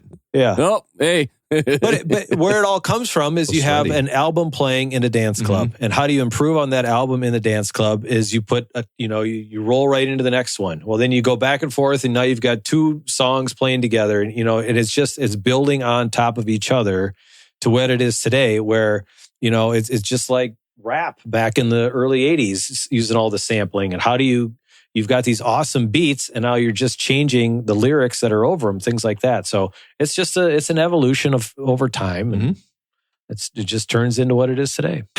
And I know a lot of people out there are like, oh, I could do a podcast. What, I just sit with my friends and talk about college that most people aren't going to understand, but these guys and actually most of our listeners are going to think it was one of the greatest episodes we've ever done? No. You couldn't do this, okay? Because you have to have somebody pay the podcast company to host it. And I don't know anybody who's possibly made enough money to do something like that. Listen, unfortunately, you guys are incorrect. Okay? Shit. No this gets a rolling repetition. I feel like this album is so repetitious. It just repeats the same thing over and over. I mean, it takes one thing and does it again and again and again. And the noises just seem to repeat. And it just seems to be the same thing over and over. And I would say if I know one thing about this album, it's just like the same thing over and over again to me. It's like you're doing the same thing over and over. Well, no, Russell, I wouldn't say that. Next up, repeat getting about. What do I call it when I read ahead on this one. I'm not going to lie. I read ahead. Now, I'm just going to tell you, the next album is called The Redheaded Stranger. Now, I just want you to dig deep into your brain, go way deep into your brain, and guess what I made a joke about. Guess what Rob a week ago thought was funny. Sitting on his hand. What do I call it when I sit on my hand and then jack off? The Redheaded Stranger by Willie Nelson. And then I did right. More like Willie and my Palmson. When you want to hear about that doesn't even make sense. But you went with it. But you're just too lazy to look. Willie and my Palmson. Like I have often thought I should, say let's go clubbing one night in Vegas. But one, I don't want to go hang out with clubbing people in Vegas. But I think it would be super fun to go clubbing. Did it better. Yeah. See, that gives me pause. I'm in. I'm not gonna lie. I took you guys to it. I don't want to wait in line. I don't want to go hang out with all the beautiful people who are like putting on like $500 shirts to go clubbing. No, we went to the cheap. We went to the cheap club. I just want some loud speakers playing house music. We went to that spot at 99 Prince, the cheap one. Matt was winning at blackjack and didn't join. I did. When you guys talk about clubbing in St. Olaf, we're gonna 1,000% have to cut this out. There can't even be a question. This, by the way, okay. It reminds me of our friend from Owatonna in his style of clubbing. I don't know if you guys remember this. His style of clubbing down in Owatonna was they would get out a big spotlight, shine them on animals like raccoons, and then chase them down and hit them with a club. That's the St. Olaf clubbing that I remember. That was clubbing. I'm going to edit that to make it work. Just in case anybody thinking like, oh, why are the coasts so elite? Why do they think they're so much better than the Midwest? That story is case A1. Number one. I would have felt more okay about telling the story, but now that Aaron's like an animal owner, I was like, I probably can't. It's like an animal cruelty thing, so I didn't want to do it. Hey, listen, Russell, if you're going to watch that Avicii documentary, I recommend the second one where he goes to the tropics. It's called Avicii 2, Avicii at the Beachy.